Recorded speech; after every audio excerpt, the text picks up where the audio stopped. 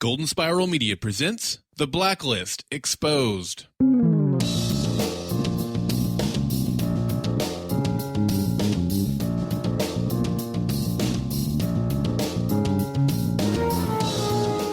If you want to clear your debt, then keep your eyes open and your mouth shut. Welcome to The Blacklist Exposed. I am Agent Troy Heinrichs. And I'm Agent Aaron Peterson, and ironically, when I snuggle, I also like to be called Reddy Bear. That's my little tell. I wish they wouldn't have used it on the show. I don't know if I let that slip to Bokenkamp. I'm sorry. Thanks for joining us this week as we discuss number 55 on the Blacklist, Karakurt, which aired May 7th, 2015. It was written by Daniel Knopf and directed by Stephen Adelson. Show notes and other intel for this episode of The Blacklist Exposed can be found at goldenspiralmedia.com/theblacklist.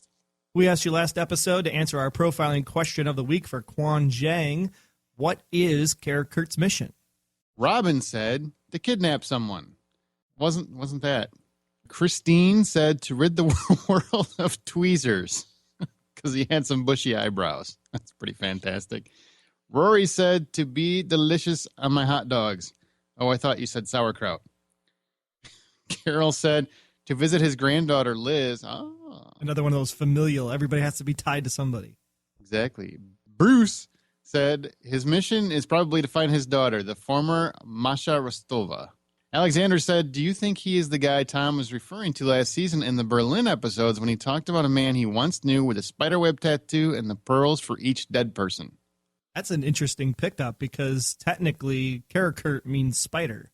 Does it really? Well, both according to Liz during the episode and then, of course, according to Wikipedia. Oh, well, Wikipedia, that's always 100% factual. But as long as Liz said it, we're all good.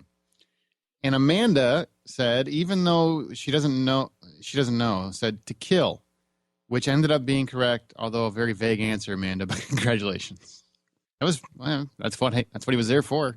And also to frame. So we've got, thank you for all the responses. We've got, how many did we get correct here? One. We got one correct. But I liked Alexandra. You're really paying attention, man. I totally forgot about that last season. So good call. Love it. And of course, if you want to answer the profiling question of the week, you can respond on Facebook, Twitter, Instagram, Clamor, whatever floats your boat. The Blacklist GSM is what you need to remember. And of course, this week, we want to know from all of you, who do you think ultimately set up Lizzie? Dun, dun, dun. Was it the Cabal? Was it her mom? Was it somebody else? Do you have any thoughts? Or do you want to wait until we get into the episode more? I think we'll wait till we get in the episode more and see if it fleshes itself out. Okay. All right, we'll discuss that and more on this week's episode, Case Profile. After a young man named Connor Jennings is tragically murdered by a hippie protesting the NSA and the Patriot Act, which is why I never trust hippies, the post office is brought into the case to hunt for Karakurt, who is essentially an assassin smuggled into the U.S. for unknown reasons. Nefarious, we think? So I want to know, starting the episode, where did you think this was going to end up? I never expected biological until it started out. And then I was like, ooh, yeah, Fringe. See, I didn't say Alias this week. I said Fringe. Well, to be fair, I've seen this plot device in several. Yeah, but things. not such a rapid, single-targeted effort as this was. I mean, he collapsed on the ground and basically went like his face melted like he was on Mars on Total Recall or something. Schwarzenegger just popped in. Yeah, so I saw Fringe at first, and I was like, this will be really interesting because if they go this route where they can start killing multiple people throughout the episode, that'd be awesome. But unfortunately, it only happened twice, which was kind of disappointing because I really liked Fringe, and I really wanted to see more people get targeted, kind of like when they had the 5 horsemen from the Berlin saga. Yeah, Troy's obsessed with every other show. I've seen this plot device used before numerous times, so it wasn't new to me. And as soon as it happened, that's exactly what I thought it was. But it's still a really cool plot device. I've never heard it be called a WID before. That's new. I don't know if that's actually a thing. They just made it up. It was cool. The weapon of individual destruction, was it? I haven't decided if it's cool or really cheesy. It's somewhere. It's one of those.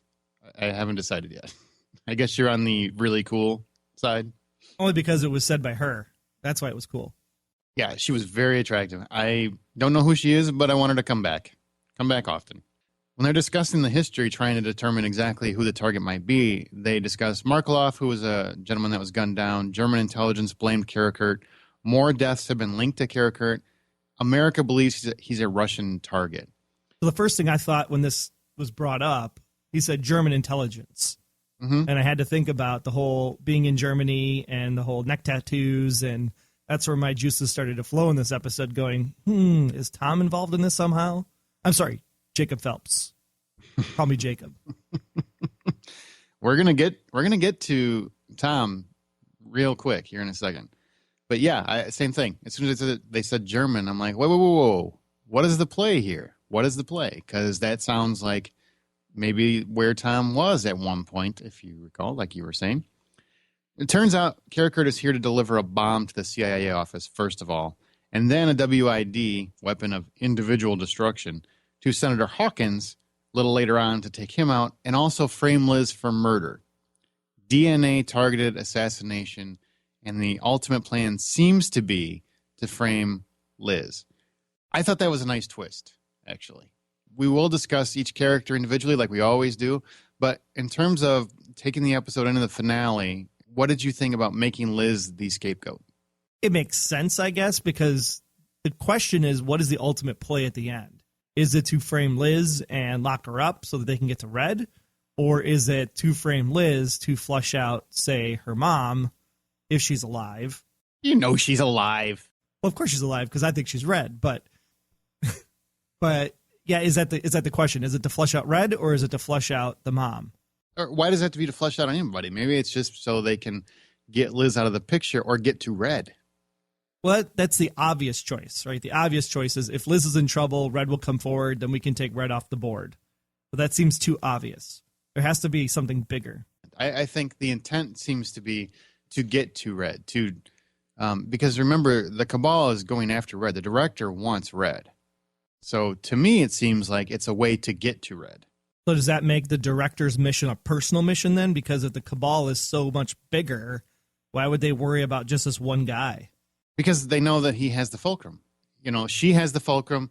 He has the fulcrum. If they discredit her, they essentially erase that as an issue.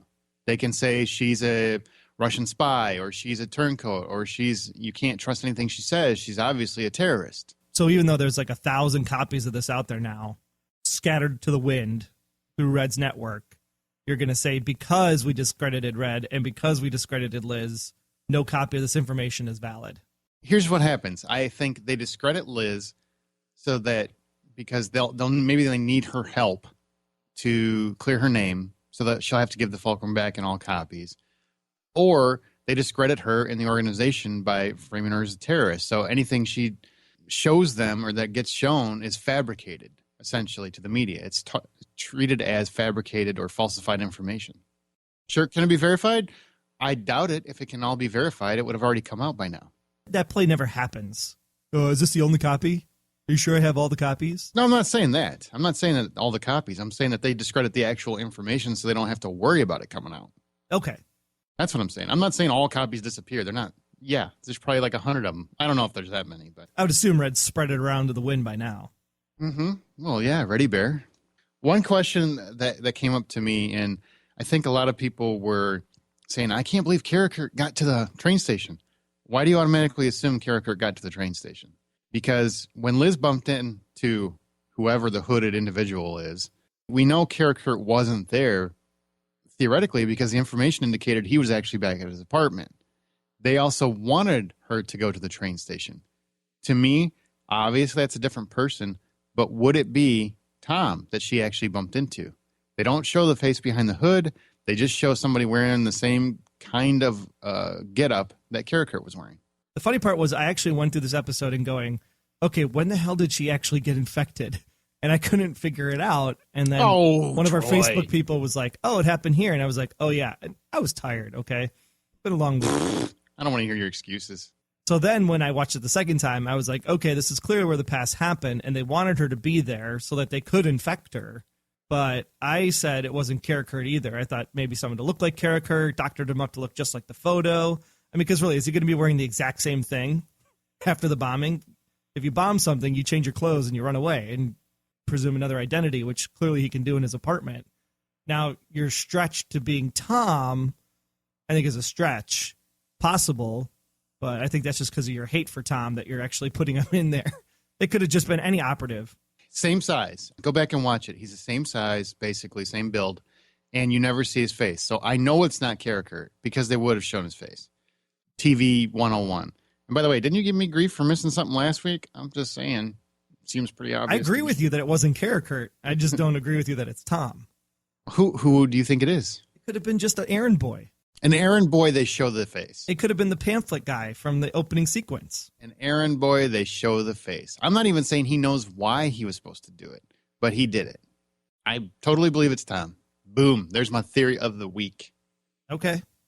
I really hope I'm right, so I can just say, bam, in your face. But you got to have Tom involved in one way or another. What better way than to basically, he's the reason Liz is framed, and also he has to go on the lam with her because she's a fugitive.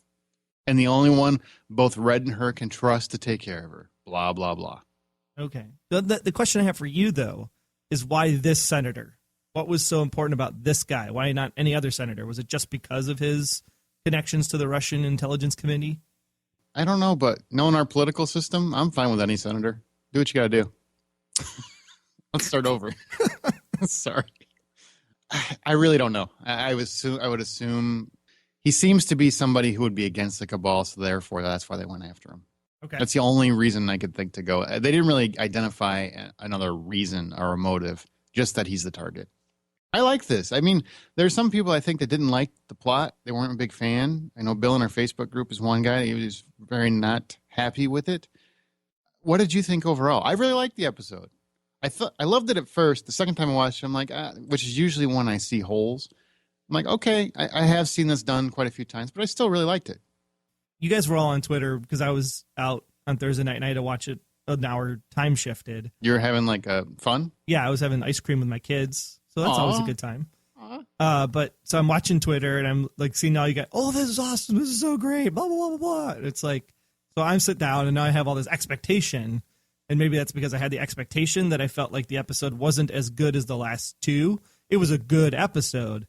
It just, for what I saw on Twitter, it seemed like it was going to be like fantastic and, oh, you can't miss this. And this was kind of like one of those, it's a good story and yeah, it moves the plot along, but it wasn't like, oh my goodness, like last week was. I disagree. I really liked it. And I really like how they're setting up the finale. I didn't want yet another who's going after Red storyline. I like that they're using Liz as a pawn and we're not quite sure why. So I did like that. I mean, I like the delivery mechanism. I like the switcheroo. I like the overall episode as a concept. I like the setup for the finale, but because it was a setup for the finale, it just wasn't, wow, that was great. I got to watch it again. Like the last 2 weeks were.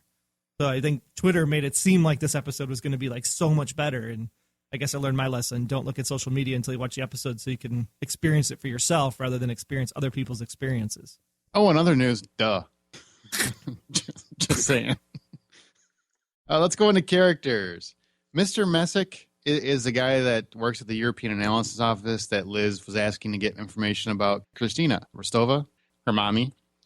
I only want to mention him because I like the dude. He just seems like a really cool actor. Don't know him from Adam. Wait, you said Kristina. Did I say Kristina? You did say Kristina. Maybe that's what we call her in America.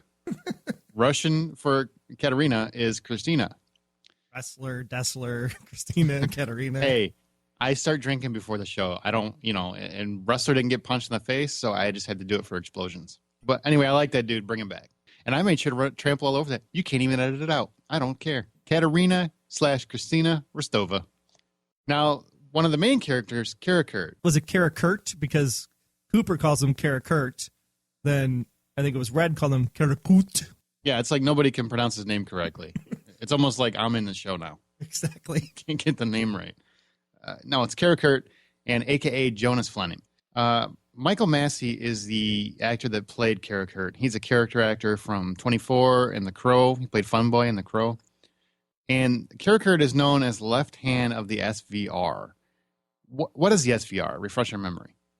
It's basically like the KGB, but it's the new version of the KGB in the peacetime sector. in all seriousness, the SVR is really kind of the equivalent of Mossad for Israel or CIA for the U.S. It's the Foreign Intelligence Agency for Russia. So the KGB is no more. They just gave it a new acronym. That's my understanding. Okay, so Karakurt, explain if I got this correct. If he commits an act of terror here, we'll blame the government there, and then basically he's a setup to start a war. Which I thought was interesting because if he has all these credentials and everything set up to be this European newswire guy, if he commits an act of terror here, how do they know who he really is to blame whatever country he's from? Do they assume Russia? Or this almost feels like that second season of 24 with the whole memory card and blaming Egypt for the nuclear bomb and stuff. It's all assumptions at this point. Yeah, absolutely. Absolutely. But that seems to be what they're indicating. Absolutely, yeah. If someone does an act of terror on U.S. soil, it's automatic war against their country. The question is, which country is he from? You're assuming it's Russia, which works for the show. I mean, this is like one of those plot holes. You're like, oh, you're assuming Russia, so... Well, I mean, every indication is given that he's trying to set it up for Russia. True. Mm-hmm. Or to have us go against Russia. I'm not sure exactly where it falls, but that's something that's going to play out as the episode goes, I'm sure. But check my credentials. I'm from Eastern Europe. I'm from the newspaper. Check my credentials. I've been cleared by your people. And what I liked was, he doesn't get a ton of screen time. Obviously a lot of what he's doing is background information. It's already been set up, etc. But at the very end, when Lizzie gets the phone call from Red and realizes that she's being set up, he notices that she's being tipped off. Do you think that's going to come back into play at all? Probably. That's a good question. I don't really know. Because they really, it was subtle, but the camera made sure to show that he noticed that she was tipped off to what the plan was. Because, he gave that little, what's going on here? She got a phone call, now she got to leave. So I think that's going to come back into play at some point. Karakurt, I don't think we're done with him. Do you want to be done with him? Or is this one of the Blacklist characters you're good with that can go? Well, he's in custody, so the question is, what are they going to do with him since he's in custody? Can they hold him? Are they going to release him? They can't prove anything. The DNA cleared him. It's true, so they have to release him. Mm-hmm. And he's not actually Karakurt. He's the other guy from the European Newswire. Yeah, I guess in that case, he could come back into play. Mm-hmm. I'm still waiting for Gina Xenotakos to come back and play because they said she was free again. So, oh, Lord have mercy. And if you wanted to know what SVR stood for, I can't pronounce it. It's like Sluzba, Venetia, Razdadaka. I can't pronounce it. We just lost our entire Russian audience thanks to you. You're welcome. Sorry, I can't pronounce it. If you know how, please send me a breakdown of how to say it. I looked it up, and yeah, there wasn't one. I do want to say something before we move on, if that's okay. I'm a huge fan of Michael Massey. He's the actor that played Karakurt. Crow was easily one of my favorite movies, and like I said earlier, he played Fun Boy. Massey was the actor who tragically fired the gun with the faulty blank that killed Brandon Lee. A little fun fact for you guys in the audience. That poor guy, such a talented actor, and honestly, what happened affected him and his career so much that I'm just happy he's still around. Because for a long time, I kind of thought he was done acting. And he's a really talented guy, and I personally wish him all the best. And just in case he listens to this, good actor. I'm really glad that he's working. I'm glad to see him on the Blacklist. Yeah, it was such a tragic story when it happened, and you just scratch your head on how something like this could happen on a movie set or television set, and to be able to get past it and be able to come into something as violent as the Blacklist and doing what he's doing here with this potential, blowing up a building, even though it's all staged in pyrotechnics and all of that. It just you have to wonder if emotionally he's okay with it now and understands that it really wasn't his fault. I think he does. I've seen interviews with him because it's something that I've followed and whatnot over the years. So I think he understands, but it's still, I don't think he ever get over it. Really sad story. Now, the rest of the characters, Aram, he didn't really do a whole lot. He and Samar identified Leo Andropov, who worked for the Soviet Weapons Ministry. For once, he also realized that he couldn't lock down the target. But he does find the link to Mrs. Jennings thanks to Red. Did you chuckle at all the fact that here's this guy who's an informant for the CIA and his last name is Dropoff?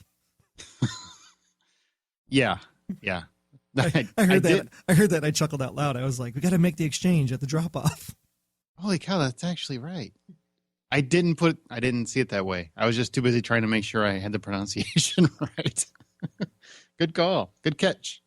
Honestly, Aram, Ressler, Samar, and Dembe, none of them really did a whole lot this week, if you really look at it. Ressler takes a lot of calls. You got a bomb in the face. Do you consider that a punch, by the way? No.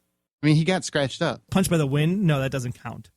I mean, well, he got scratched up. That's what happens in a fight. You get cuts. No, I think it should count. Doesn't count. If you take a shot whenever he gets punched in the face, I took one just for the hell of it. I'm curious how that twist is going to set up the finale. You know, if it's going to actually pit Ressler against Keen. Do you think so? Well, if they're going to say that they're going to frame Keen for blowing up the building, Ressler was there too. So I guess the question becomes, is she going to have to rely on Ressler like she started to at the end of last season in the season finale? And are they going to have to partner up in order to save her and extradite her and whatever they have to do to get her out of the country before they find her? Oh, they're totally going to set her up with Tom. It's not, I mean, you know, you got Mr. I'm a fugitive. I'm a sexy fugitive. Check me out. I got my Mustang. They're going to have her run off with him and need his help. They're not going to have her go to Ressler. I'm just wondering if Ressler's going to go after her. No, I don't think so. You don't think he'll have to?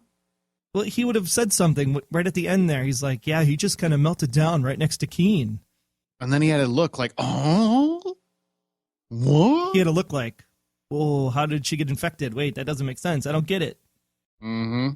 He's her partner, and he was going to go with Red and travel and all that stuff, and Red tested him to see if he's worthy and all that jazz, and I think Ressler's going to help Liz. Ressler hasn't been relevant like the last 4 episodes in a row. I'm not even sure he's still her partner at this point. I mean, go back and look at it. He's really played such a minimal part of the last 4 episodes. Am I wrong? I mean, minimal based on the story that was being told, but when he's involved in the story, he's in a lot. That is minimal. Yeah, but I mean, he was in a lot this week. He's back to the Mulder and Scully that you loved. He really didn't do anything except, what should we do? And make faces. And then get blown up. That's it. That was really all I like Ressler, but that's all I really did. Didn't even fiend for some drugs. Nothing. Could build him up a little bit more. Samar, who's really become like Red's, well, I guess left hand because Dembe's on the right side. But she got involved to kind of help things a little bit. She interviewed Mrs. Jennings, found out that the senator was the target. So they really are putting her more into the action. I honestly think she's been more relevant the last couple episodes than Ressler has. Oh, absolutely. And I wonder if that's because they wanted to play that angle that she's Red's left-hand person and play that up, that every time that Red calls, she beckons and she does what she's told, because it wasn't Harold giving the order of go interview this lady. It was Red to say, go find this lady. And then she's got to be like, hey, Harold, I got to go out for a coffee break. I'll be back in a little bit. Do you ever wonder, doesn't it seem like they all just work for Red at this point? Oh, absolutely. 100%. It's like, I'm pretty sure you're a government office. Isn't he supposed to be the informant? Why is everybody taking orders from him? Hey, Ram, go look up this guy, see if he came into a hospital. Hey, Samar, go have coffee with this lady. That's how good he is. I'm like, he actually is the criminal. He works for you at best. And it seems like you're all just running crazy being his personal police force. I like it. One thing I noticed about Samar, she wears extremely low-cut shirts in the field. Like, really low-cut. Like, she was going to a party afterward. No comment? Don't want to touch that? Oh, that's so funny. Don't want to touch that. Dembe. Oh, Troy can't stop laughing. Dembe is basically just the muscle. That's all he does. That's his job this week, which I'm fine with. But I do like when he gets a little bit more story. But once again, we've got tons of characters ramping up for the finale. It's probably not going to happen. Tom Keen, or Jacob. What are we calling him? Because there's 2 Toms. There's a couple Jacobs now. I don't understand what's going on. What do we call him? Well, I think going forward, because he's now wanting Liz to call him Jacob Phelps, I think we have to call him Jacob Phelps. We have to? Well, because then we can call him Tom Connelly and Tom Keen, and it'll just make it easier for our listeners. Yeah, hey, writers, next time you're going to have another major character, maybe not name them the same thing. That would make it easier for us to differentiate the two. I honestly think the Jacob Phelps thing is because of the Tom Connelly thing. Oh, it totally is. Yeah, that character's gotten a little bigger than they maybe originally anticipated because the actor's done such a great job. So they're like, oh, crap, what are we going to do? We can't have two Toms. Call him Jacob Phelps. How did you like the opening with Tom and Liz, where they're at the restaurant having a little flirty relationship? He's talking about taking her on his boat, making sweet love to her, etc. Yeah, it was a really interesting opening. The music in the background, the song that was playing was very, very relevant for the scene. I like the little flirtiness between the two of them, but here's the one thing that was really great about that scene was either they're listening to you, Aaron, which is really scary because I don't want the writers to listen to you. They should. But she's like, yeah, the neck tattoos thing, it's got to go if this is going to go anywhere. The neo-Nazi thing, it ain't working for me. And then I don't know if you noticed, but then later in the episode, there's a Band-Aid on it. Oh, I noticed. So is it gone or is it just covered up? That'll be a question we can ask later. You can't walk around with a Nazi tattoo and not expect to get your ass handed to you on a silver platter. So yeah, it's gone. Like gone, erased, or is it just covered up? And it's a Tom play to say, look, I got it done. And unless they're going to do the horizontal mambo, she's not really going to take the Band-Aid off of him to see if it's actually still under there. I'm pretty sure it's the laser removal. They can remove tattoos now. But did he remove it is the question. Yes. What do you think he's going to want to go around with the most distinguishing mark possible for the rest of his life as he tries to hide from both enemies and foreign and domestic? I'm just saying, if your plan about this whole, like, she's got to run to Tom and Tom was bumping into her at the station and stuff, he'd want to prove his loyalty to Liz by saying, hey, look, I did what you asked me to do, but it's really not gone, is what I'm saying. No, I think it's really gone. Okay. Now, you may be right. He's trying to prove his loyalty, and that's why he made it go away, but it's definitely gone. Okay. Because it's ugly and the ladies didn't like it. Hard to look at the man's abs if you're staring at his neck. You know what I mean? Well, maybe not for ladies, but for me it is. I get distracted. I'm like, I can't look at a racist abs. I can't do it. I can't do it. And really that's about all that happens with Tom that we see this week. I personally think he also set Liz up. You disagree with me? You think I'm stupid?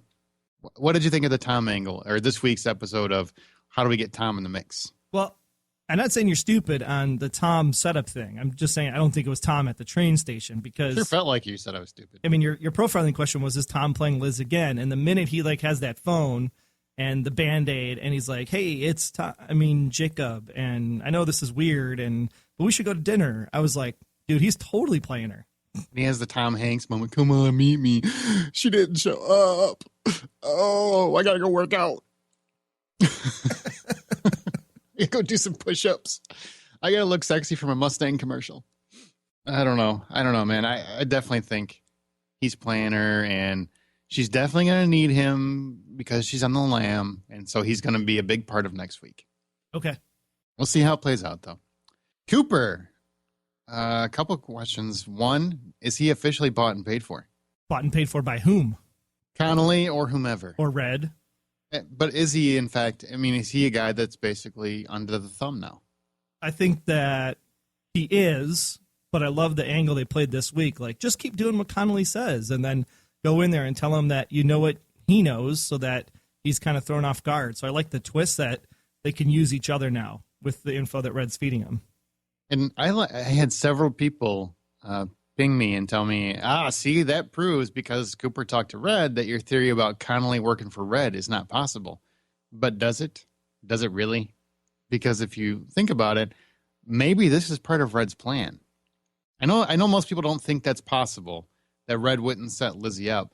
Maybe he didn't realize Lizzie was going to actually be set up, but I still think Red set the cards in motion. Wouldn't it be great at the end if Red was working for the Cabal the whole time? No, I don't see that. Red's always working for himself. I don't think but it would be cool, but I don't think so. So what do you think at this point? Do you think Red and Connelly are working together? Do you think they are separate entities? What's your opinion at this point, based on the Cooper situation? He wasn't smiling this week when he was talking to Harold, so I have to say that Harold kind of one-upped him, or at least to him, he one-upped him. And because of that, I'm going to have to say that I think Tom is fully in with the Cabal. Call him Tommy so we can differentiate him sorry. from Jacob Yeah. Phelps. So I think Tommy is in with the Cabal. If he's working for Red, maybe it's through a different angle. But I think at this point, he's truly playing the Cabal's cards, and he wasn't smiling when Harold confronted him. So I think he's all in at this point. I think that even though I'm trying to make the case for my personal theory of Tommy Connelly working for Red, this week did shine a light that I'm possibly wrong about that, even though I just was defending my theory. I do believe that I could possibly be wrong about that, simply for the fact that it did seem like it took Red by surprise when he found out that Liz was the assassin, essentially. Just because I like you, and this is supposed to be the partnership, as you've told me once or twice, that he could still be working for Red, because whoever Tommy Connelly is working for could be working for Red. Mm-hmm. That's true. Yeah, so we'll see how it plays out. I still am holding to it, but I do realize there's a couple holes in my theory. But hey, that's what happens with theories, man. Sometimes they get blown out of the water. Not yet. Not mine yet. Nope. Oh, jeez. We don't need to hear the Red as a mom theory again. Cooper, going back to Cooper, is he officially, is he on, can he say no anymore? Is it possible? Or because of Charlene, is that impossible? If you look at Cooper's character and how he came to Liz's defense at the trial, I think he'll do anything he can to spare his wife. So at this point, he is just a yes man. Poor guy. I like Cooper. Connelly, who is officially my favorite bad guy in the show, by the way. Oh, yeah. I love David Strathairn playing the director, and I thought that was going to be really cool this season. But, man, Tommy is just, I like the guy. It's just great. I love how he walks in, too, at the end of the episode. That's great. Just all the power. Him around. He is great. And I like how he ignored Reddington's lead, or he tells Cooper to ignore Reddington's lead, sends them to Union Station. We all think that's just a diversion. Turns out there's an even bigger plan there. That I didn't see coming. I just assumed it was, we're just going to divert him so we can get Karakurt out. And turns out it was something completely different. So I like that. With that conversation he has with Cooper, that's okay. It's still going to happen today. It has to happen today.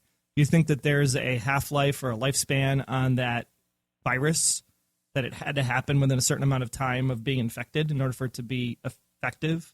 Well, if you buy into the theory that they were ultimately there to set Liz up, you have to buy into the theory that the time frame was very limited, which means they had this DNA issue, and they had somebody on site. They had Karakurt on site.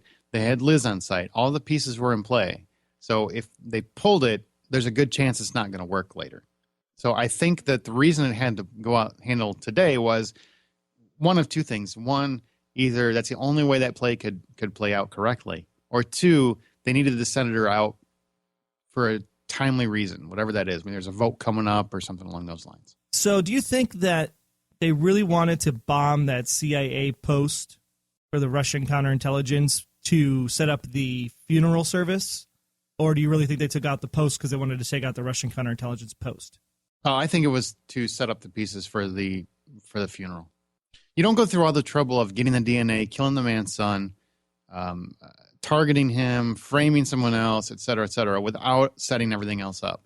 And they set it up perfectly because Liz was actually at that Russian analysis facility, and then it blew up while she was present. She's present at the funeral, essentially takes out the target. It's a perfect setup. Okay. Worked great. If you're going to frame somebody, that's how you do it, right? Yeah, totally. Connelly threatened Charlene again. It's kind of an ass thing to do, man. Just saying, leave the poor lady alone. He's threatening to lock her up for a long time. I don't know how I feel about that. Even though he's a great bad guy, I'm like, man, picking on the man's wife, that's pretty low. Well, if you want to pull his strings, that's the one way to get him, right? Because if there's if there isn't anything that he's precious towards, then you're not going to get him on the rope, and now you have him on the rope. I really want Cooper to Cosby Connelly, drug him, get him in another room, and just beat the crap out of him when this is all over. Because it's really the only way it works out well. That's what I want. I did notice in their last scene together, if you really pay attention, Cooper's trying to manipulate Connelly, right? Right. And he's trying to say, hey, pull the assassination. You can kill him another day. It's all good, which really Doesn't sound like Cooper at all, but whatever.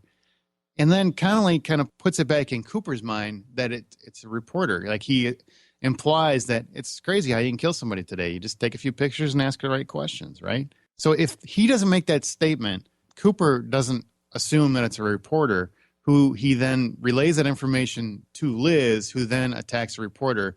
He basically gives Karakurt away. Right. Which I didn't see coming, and I don't really see what the point of that would be. I'm going to say that was one of the conveniences of television, because what he said, I don't think leads you to immediately go, ooh, press corps. Like, well, he does, though. Seconds. If you take the right pictures, ask the right questions. Yeah, but that could have been talking about anybody. Who else is doing that at a funeral and he calls him right away and says, hey, it's member of the press. It's a reporter or something. The assumption, of course, on the surface is that he's saying that because then Liz will be put into play to try to stop it, to pass off the virus. Mm-hmm. But is there something deeper, like, hey, maybe Karakurt also was infected, and it doesn't matter which one of them got there. Either way, it was going to happen. I don't believe that. I truly believe Liz was always the one that had it. Which means the ultimate end game then wasn't to kill the senator. It was to frame Liz. It was both. I mean, if you really look at the pieces, they've got her at the bombing and they've got her at the assassination. She is the link. She's the common factor. But do you think their intent was to kill the senator? Like, we need to take the senator out. Like, Red moves the pieces on the chessboard. Absolutely. They have a DNA weapon specific to him. Yes, he's a target. Okay. You don't generally have a DNA weapon, a weapon of individual destruction, without that individual wanting to be dead. I don't think it was random at all. It can't be random. They killed the man's son just to get the DNA. That's true. To make sure it worked. That's true. So we'll see how it plays out. Hopefully you guys listen and follow my theory, because I think Troy's not getting it, which is fine. I mean, can't everybody be smart as me? You know what I'm saying? Red. Is it Brimley or Grimley, the guy that's torturing while Red naps? I thought it was Glenn's cousin at first. He kind of looked like Glenn. He's all hobbled over. He's a little shorter, So I was like, hey, it's like Glenn's relative. It's like both times he said his name, I'm like, is it Brimley or Grimley? I can never really tell. I looked it up and I couldn't find his name. So based on how he looked, I would say Grimley. Well, I like how Red can take a nap while somebody's getting viciously tortured in the next room. Did you like that as a Red moment? Oh, it totally was. He's just like, someone else is taking care of it. I'm good. I really like that. Rule number 1 of leadership, right? You have to surround yourself with people that are better at things that you're not. And he's not good at the torture, so he's just going to be like, I got this covered. I picked good people. Yeah, but he's just, how do you sleep when you hear somebody screaming for their life in the other room? You're like, oh, I'm tired. It's a hard day of killing people. It's like the soothing sounds that you listen to, like the beach or the spa music. For him, it's just screaming. The ocean waves. He's got it on like an app on his phone, so when he's traveling. I love screams. What he gets out of that information is that this was a loyal cabal member of the Russian consulate, and he basically finds out that there is going to be an attack on U.S. soil. That's why he gets Liz involved to stop Karakurt to begin with. But all that information leads him to Dr. Lauren Kimberly, who apparently is an old flame.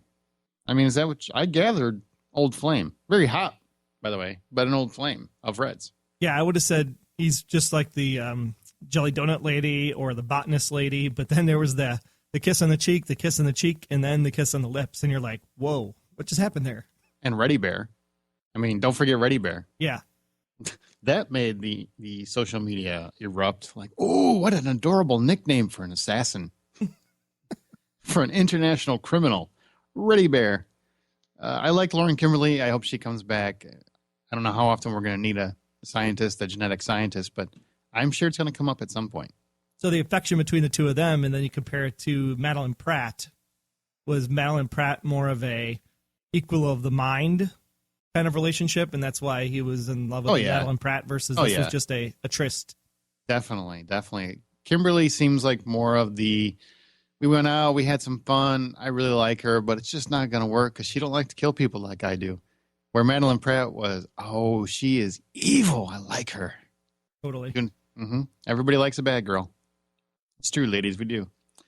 And she also, Kimberly let him name a lipstick color. That was a fun fact. Fire in the Hole. That's a great line, too. That is. And ironically, the title of one of my favorite Elmore Leonard books. Who knew? Well, he's also got some nicknames. We find outside of Reddy Bear. He goes by Bill Houston, P.I. I think this is a great spinoff show idea. What do you think? It's like Matlock. Exactly. It's like the old Magnum PI, but instead you got Red Reddington, who plays Bill Houston, and you see him in a bunch of Hawaiian shirts on a beach somewhere. No? Yeah, totally. Okay. And he could Let's make that happen. He could partner up with Bruce Campbell. Ooh! Yes! That'd be so cool. Best idea ever. Once Red escapes, they can have Bill Houston, PI. We find out Red kidnaps Anton Beloff, and he knows Red and his intelligence background. Now, what did you gather from this conversation? Did you get anything? This is when they're talking about his mother and the fact that he's been an informant for the U.S. for a while, but that the U.S. isn't done yet. And he's saying he got a call from Liz to set up a meeting. Yeah.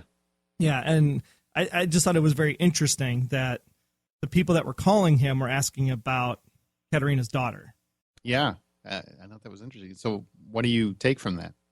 I mean, apparently there's not much to read in the conversation, because in this episode you're saying, tell us about the daughter, because they want to find out who the daughter is so they could frame the daughter. But then it goes back to that ultimate question of why. Why do they want to get to Liz? Is it because they want to get to Red, or is it because they want to flush out Katarina? Because apparently she's a ghost. Mm-hmm. We just heard the old stories about her, which again goes into you're not Katarina, but you could be, Red. Which comes back to is mom going to be a big factor of season 3? I would assume have to be, or it's the biggest thing of the entire show, and it's the big secret. Interesting. I like this character, but my question, I guess, to you was, do you think it really was Liz that set up the meeting with him? Oh yeah, because they talked about the whole finding the informant. The guy at the CIA headquarters handed him the key fob thumb drive, and said that's how they were able to identify who it was, so that Liz could dig deeper about her mother. Mm-hmm. So absolutely, Liz called this guy, and the Cabal called this guy. Well, the Justice Department, who we assume is the Cabal. Right. Making a lot of assumptions. We don't really know these are facts. So this is just what this guy says. We have to know. We don't know if we can trust him yet. But that information is what tips Red off. Watching it as a viewer, do you think that was enough information for us to get that Liz was being framed? Like, Red, it seemed like to me Red made a big jump there. Well, this happened, of course, after he went down.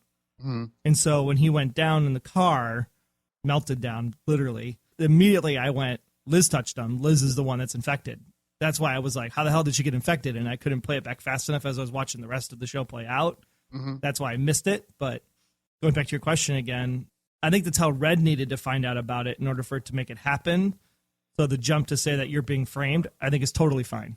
Okay. And now that the episode is over, do you think that Liz actually, as we go to Liz the character, do you think for sure, in your mind, are you 100% certain that Liz is actually the one that killed the senator? I mean, the only one that touched him would have been Liz, unless it was one of those other guys he was shaking hands with as he approached. They did show a shot of other people shaking his hand. But from the time of it actually happening, they said it was very quick, like within a minute, right? It was Letter Call who was explaining that to Red. Like, it could happen instantaneously. And so the amount of time he gets out of the limo to where he actually meets up with Karakurt, that time frame, he would have been dead before then. So if it's supposed to be that instantaneous. In theory. Yeah. So if it's that instantaneous, then the time that Liz touches them until they get in the car makes more sense with the timeline of how rapid it works. Okay, so if that's true, here's my biggest problem, I guess, with the episode. So how does this thing work? Because when she gets bumped into at the Union Station, which is what we assume where she has the poison planted on her or marked on her, whatever. How does that work? Does it get into her bloodstream? So therefore, anytime she sweats or anything or shakes a hand or whatever, it comes out? I mean, how does this work? I don't quite understand what's that. The delivery mechanism, right? She was even questioning, like, how did you do it? Is it airborne? And I think we'd have to go back and really go frame by frame during the assault at Union Station to figure out where the transfer of the illness happens. I went through it frame by frame. They don't do a very good job of showing you. I think that's intentional. They don't really show you. I'm sure it'll be like a flashback later at some point. I mean, my assumption would be that it's some kind of swab on the skin and it absorbs into the skin at that point. But that's the only thing I could come up with. There was no needle, there was no pill, there was no injection. And then you're just a walking gun, basically, and if you ever touch that person, they die? Yeah. Okay. All right. That's what I was just trying to identify. I'm like, it doesn't make any sense because what are you taking into account? Maybe she'll never wash her hands again? What? Which is possible. It's a dirty job. Yeah, it's viral, though, right? So, I mean, that's the whole thing. So versus, I forget what the other one is. There's viral and then there's bacterial. Thank you. And so in this case, if it's viral, then it would stay there even if you wash your hands versus the bacterial you could probably get rid of. It's true. Interesting. I'd love to hear if anybody has some interesting theories on that, or maybe they work in biogenetic assassination field. If you work in that field, let us know what any theories you might have. If maybe theoretically you've killed people this way, I would love to hear some tips. And if you're a Russian bioengineerist that can actually tell us what the SVR actually stands for in Russian, you get bonus points. Yeah, I mean, we looked it up. We know what it means. We just can't pronounce it. So I would just say Google it, because I don't want to offend any more Russian listeners. Sorry. Also, back to Liz. Tom wants her. Neo-Nazi thing isn't doing it for her. I don't know. I've said before I don't like the Tom Keene storyline. For me, the character has kind of ended his run on the show. I still firmly believe that. Do you want to see them connect? Do you want to see her go on the lam with Tom Keene, Jacob Phelps, whatever? Where do you want to see this relationship go at this point? I do not want to see them as lovers. I do want to see them as a connection, though. Even though they have a cutesy, flirty relationship? Because they do have a genuine chemistry. But they're spies. They're FBI profilers. It could all be part of the coy of the game, right? So even though it looks like it's flirty, like you said, it could be just one playing the other, and it's just who they are. I mean, even when they were fighting and knew who each other was, back in season 1, there was still the flirting and the coyness going on there. So I think I'm going to reserve how I feel about Tom until after Special Agent Intel this week, because there's some really great stuff in there. Okay. Well, Liz seems to be doing everything she should to stop this attack. Like, she is going through every motion she can. She's following every lead she can. She's also doing her best to find out her mom's history at the same time, and she still falls into this trap. Do you feel like this was just fate? Well, I mean, she didn't fall into the trap. She was following orders. Go to Union Station. Do what you need to do. But they all came together, and she ended up in this trap where she is now the target. Right. And I think her expression at the end of the episode was like, oh, crap, I am in trouble. Why'd I do all that other stuff? But she needed to do the other stuff. I mean, she's doing her job. I mean, how are you going to know you were being set up? That's the whole point of Call It being set up. Going back to, do you think once Cooper realizes that he had assuming that the Union Station is where she got the poison, do you think Cooper is going to take it personally that he's basically the reason she got set up? It's very possible. I mean, it could cut him to the core in the way he was talking about, take control of my agents and tell them what to do. He's all frustrated about it. I mean, that could really affect him in a way that we might not see Cooper, and that might make Cooper do something that he regrets. Okay, now here's my question, wrapping up the character portions. With Hawkins dead and Liz is seemingly fingered for it, I know we talked about it a little bit, do you ultimately believe it was Liz that killed him? And here's why I'm asking. Television shows genuinely, whenever a lead character kills someone who seemed to be a sympathetic character, they almost always make it so that didn't actually happen. You know what I mean? It wasn't actually our hero, because there's some perception with networks and whatnot that the hero can't actually do that, even if it's accidental, because it's going to be hard to sympathize with them later. So what do you ultimately think? I mean, I think this is us being of the lost generation, that we're willing to question anything and everything and not take it at face value. And sometimes it is just that, at face value. Because technically Ressler was there too, and I believe Ressler helped him get in the car, so Ressler could have been infected. Ooh, so I mean, you anybody could have done it. I think if they truly never touched Karakurt, which they made it clear in the shots that he didn't, but any of those people in the crowd could have been infected too, right? So, and the dramatically long time to shake a hand, yeah, exactly. It's roughly 45 seconds before your hands connect. So, I mean, Liz could have done it. Ressler could have done it. Karakurt could have done it when they fell to the ground. Somebody that was shaking his hand on the way in could have done it. But, I mean, if the whole episode is supposed to set up the explanation of this happens very quickly, right from the get-go, that's the opening scene. This happens very quickly. And the time frame between when he touches the pamphlet guy to when he dies, same time frame when Liz touches him and brings him into the car to when he dies. Mm-hmm. So, I mean, at this point, I don't see any reason why it's not Liz. Could it be somebody else? Yes. But I think everything was set up to put in motion to be Liz was the killer. I'm going on the record as saying I think it's possible that it wasn't Liz. I think we're being led down that path.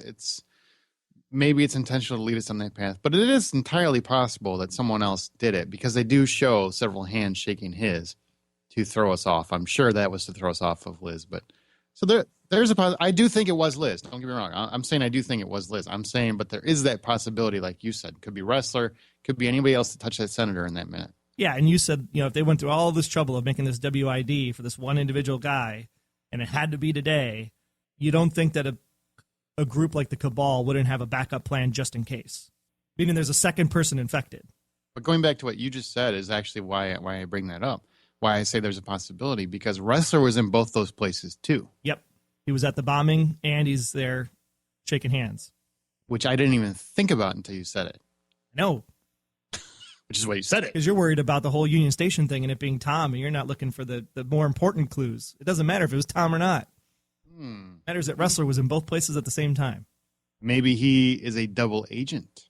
Maybe he's the mole. That's why he's been so coy this season. Because Connelly's not really part of the task force, right? When Jasper says there's a mole on the inside, I just didn't know who it was. Mm-hmm. I mean, Connelly's not really part of the task force. So I still say there's a mole on the inside. Dun, dun, dun. Nice theory, man. And he's the one that has everything to gain about capturing Red because he followed Red to try to capture him for the last 20 years. Oh, I like it. Look at that. It's like you watched a show or something. An hour later.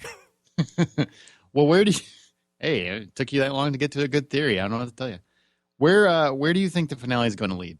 I have no flipping clue, but the obvious is, of course, that Mommy gets flushed out somehow. And Liz is on the lam. Right. Does she go to Red or does she go to Tom/Jacob? No, she has to distance herself from Red because the Cabal wants Red. So most likely she goes to Tommy. Tom, Jacob. Why would she run to Connelly? That would be weird. She ran to the director with the fulcrum. I wouldn't put it past her. That's true. That's a good call. Well, I think that we're going to get the same thing. I think we're totally in agreement on what's going to happen. I do think the issue with Cooper and Connelly is going to come to a head in the series finale. That should be interesting. I'm curious what you guys think. But speaking of the finale, Troy had a great idea. And I know it's a great idea because he wrote down for me to say that Troy had a great idea. And although this time it actually is a really good one. What we're going to do is we're going to be hosting a live season 2 finale party in the western suburbs of Chicago, specifically Elgin. We're going to watch the show live with you guys, anybody that comes out, at the Blue Box Cafe, and then do a live initial reactions podcast right after with the fans. So we're hoping to have a live stream and a chat room on the podcast portion for those of you that are not in the Chicago area, so you can attend too. Not 100% on that at this particular moment, but definitely check back in the Facebook group or on Twitter, and hopefully that information will be there. Now, this will be on the East Coast feed. Sorry, Pacific peeps. It's just a matter of timing. We got to do what we got to do. We will be at the Blue Box Cafe in Elgin, Illinois, starting at 7:30 p.m. If you happen to be in the area, come on out, and we're going to hang out until we're done, roughly about 10. Details are on the pinned Twitter posts and pinned Facebook group posts. Just go to either one of those at the Blacklist GSM or go on Facebook and find the Blacklist Exposed. Either one of those, and you're going to be able to find that information. And check out the post about the event at goldensparrowmedia.com/the Blacklist if you need more details. I'm super excited about it. I think it's going to be an absolutely great time. Yeah, it should be a lot of fun. I really hope we can get the live stream chat room up for you guys too, and get some of you guys commenting and letting us know what you're thinking and feeling, because we want to really include everybody for this party. Absolutely. Looking forward to it. Hopefully you guys can come out, or if we get the live stream up, hopefully you can watch on there too. All right, and with that, let's go into Red's rhetoric. What is it with boats? First, Liz keeps Tom in one, then Tom wants Liz to run away in one, and then Red and Dembe blow one up. Apparently, you guys all love boats too. Red boat won last week with 70% of the vote. This week, our first clip on Red's rhetoric comes during the scene when Red and Harold talk about Harold's debt. It always starts with a favor. I've known Tom Connelly for 2 decades. He's had dinners at my house. And when he offered to help me get into that drug trial, it was my only hope. It wasn't just your hope, Harold. It was your wife's hope, your children's. You were given a terminal diagnosis, and Connelly ends up offering you a choice, your life or your ethics, and you picked your life. What good are ethics if you aren't alive to live by them? If it was just me, my health, my life, I would have told him to pound sand a long time ago. When he dragged Charlene into it. Now this, deliberately misdirecting my own agents to facilitate the escape of a terrorist. Now that's what's interesting. He orders you to send them to Union Station, ostensibly to throw them off Karakurt's trail. And there he is. Perhaps Agent Keene was mistaken. And assaulted by a total stranger? That makes even less sense. It was some kind of ambush. And I set my people right into it. And a good thing you did. What the hell does that mean? Thanks to your desire to protect Charlene, we're presented with a unique opportunity to find out what the Cabal is up to. How? By continuing to follow Connelly's orders without question. The last thing you should do is confront him. Gather evidence, build a case. Tom Connelly's been leaking information to the Cabal about everything that goes on in this place ever since he walked through that door and offered to save your life. You want to wipe that debt clean? Keep your eyes open and your mouth shut. Our second clip comes when Red chats with the Russian CIA informant about what he knows about Katerina. Hello, Anton. Relax. If I had bad intentions for this visit, you'd know by now. You're Raymond Reddington. I am. And if I'm right, you're the same Anton Velov who once led a Spetsnaz special forces unit called the Zarubin Group. I'm surprised we never met. For many years, while you were still with U.S. counterintelligence, I considered you the KGB's greatest enemy. Oh, my God. That feels like ages ago. For what it's worth, I was young. I had no concept of what a real enemy looked like. But I do now. Which is why I'm hoping you and I might prove to be fast friends. What can I do? I know you're working with the CIA as an informant for the Office of Russian and European Analysis. Since those agents are tragically no longer with us, I was thinking perhaps you might become an asset for me. Your American government, they may not be done with me yet. I got a phone call from FBI. An agent named Elizabeth Keene. Really? What about? She wants to meet. She was asking about Katerina Rostova. Did you know Katerina Rostova? No, not personally. All I know are the same old ghost stories we all share. Well, if you were in my employ, I would have to insist you not speak to anyone from the FBI or any other U.S. intelligence agency. Of course. And Agent Keene, she wasn't the first. Sometime back, 2 men from Justice Department come and ask me about Katerina. I suppose they think I am one of the few people left who still remember the old stories. What sort of stories? They were asking about her KGB contacts, where she lived, and about a child. They asked about a child. Yes, many times. Tell me about her child.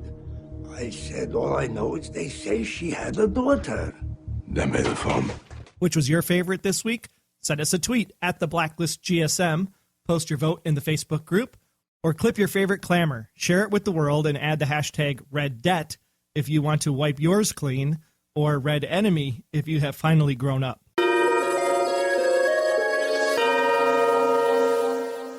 Now let's go to Special Agent Intel.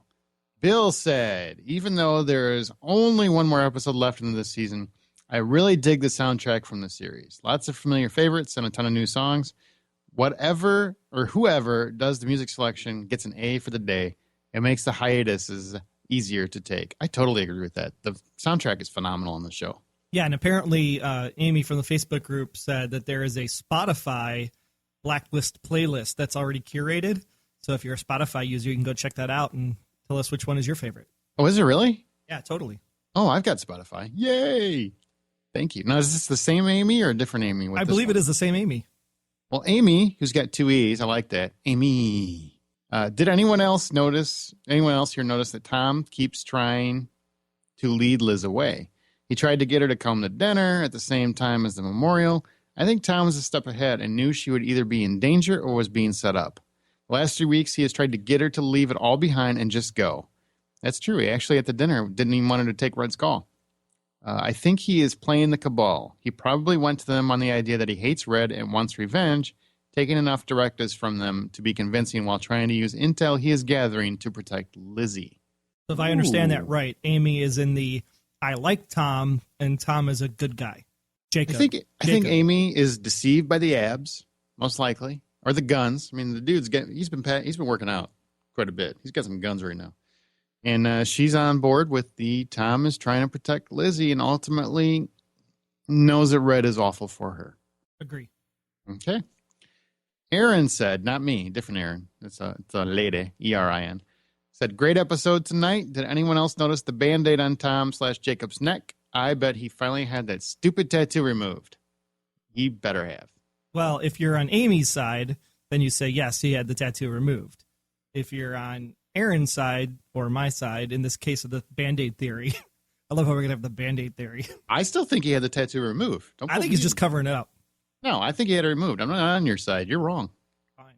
I say he's covering it up. Why would he just put a Band-Aid on to cover it up? Why would he just have it removed? To woo Liz into his trap.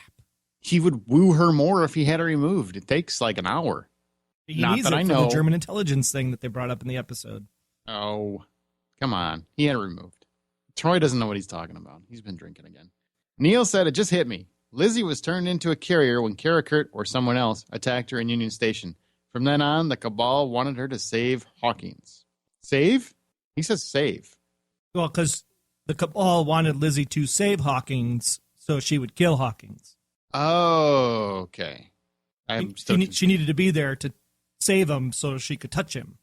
See, and I wasn't the only one that I wasn't the only one that missed the Union Station thing. No, he caught it. He said it just hit me, like bam, like oh crap, that's when it happened. Yeah, but he didn't have to rewatch it to get it. It just hit him later. So yeah, you're alone. You're a man alone. Okay, now I get what Neil was saying. Okay, she had to save him so she could kill him. Got it. Yep. Rory said, as far as the episode, I thought it was amazing, stupendous, but loved the whole Connelly story. But he's in it for now. Loved how they incorporated Lizzie and made her feel like a traitor, and it should make for one heck of a season finale. But the best part this week was not Red being badass, but the fact that he never saw any of this coming, and he always knows the game. That's interesting. Did he never see this coming, or maybe he's just acting like he didn't see this coming? Yeah, I mean, that's really the key. I'm trying to take the whole, Dembe, give me the phone. Was that a panic, or was that I got to tell Lizzie because the plan's in motion? Very interesting. I think we're going to find out. The series finale is going to be great. Matt said, now this is a long one, so bear with me, okay? The Blacklist, season 2 finale theory. Ready? You ready? Ready. Okay, here's a setup. Liz was set up by the Cabal to be infected with a virus that killed the senator. That's what happened in the train station when Liz got sucker punched. When she rescued the senator from the bad guy reporter, she protected the senator from being infected by the bad guy, but she didn't realize that she was infected too, and she was really the one that killed the senator. I think we all agree on that. Matt's saying that there's 2 infected in that statement, correct? No, not correct. Yeah, he said she protected the senator from being infected by the bad guy. So implying that Karakurt was infected. But she didn't realize that she was infected also. No, T-O-O.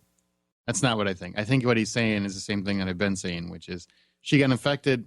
The virus was delivered to her in the train station. She delivered it to the senator at the site. Right.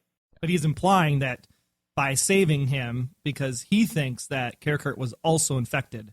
So it was the backup plan that we were mentioning. Well, he does say 2, so I guess, and I don't know. I guess you could take it that way. I don't think he meant it that way, but I'm just assuming I'm reading into his own thing. Okay.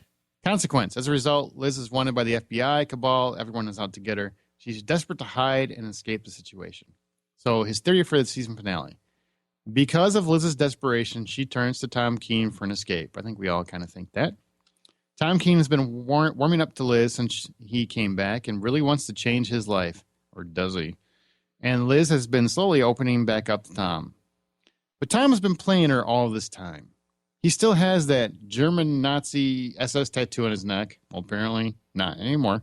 He could have easily covered it up by now, which Troy thinks he did. But he hasn't. But he did. This show has details like this for a reason. It's no accident that he still has the neck tattoo. Oh, so is this why you think he's just covering it up? Right. He still needs it. Correct. Okay. So at the end of next week's show, the last one of the season, Liz is so desperate to escape that she accepts Tom's offer to flee, saying, "Hey, I think it's time for you to realize your dream of having your own fishing boat and diving company. Let's go now." Then Tom and Liz zoom off in his new Mustang to where he finally has his boat he's been talking about getting. They get on and leave the marina. After a few minutes, Liz starts feeling safe, and after all the exhaustion of being on the run, she goes down inside the boat to get some rest. Tom continues to pilot the boat into the sunset.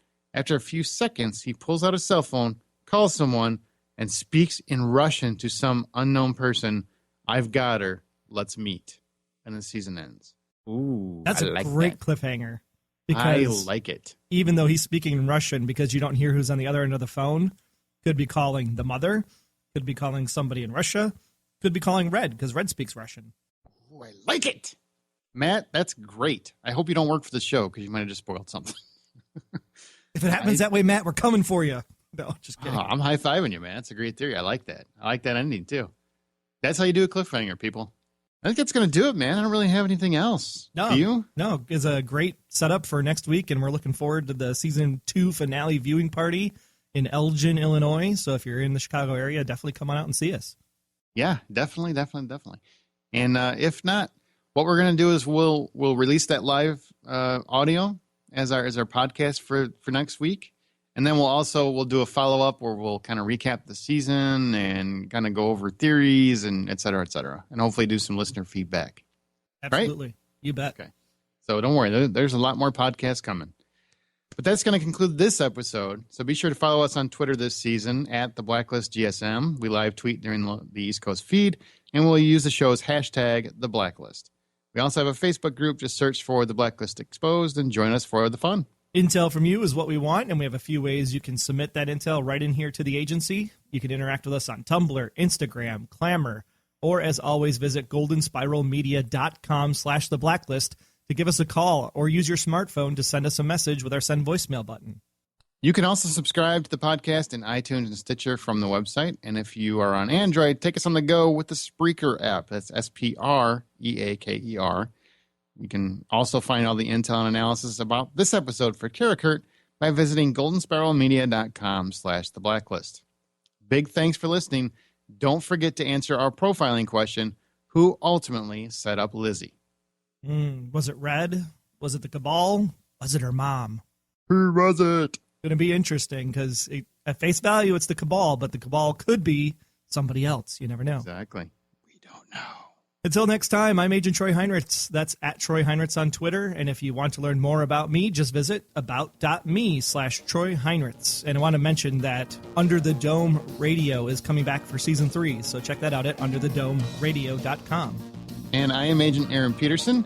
You can hear me talking about movies and TV on the Hollywood Outsider podcast, which is available at thehollywoodoutsider.com or on Twitter at H_outsider.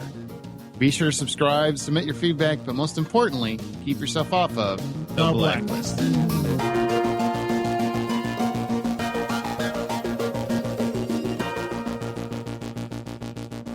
The Blacklist Exposed is a Golden Spiral Media production, copyright 2015. Find more of our great podcasts at goldenspiralmedia.com/podcasts.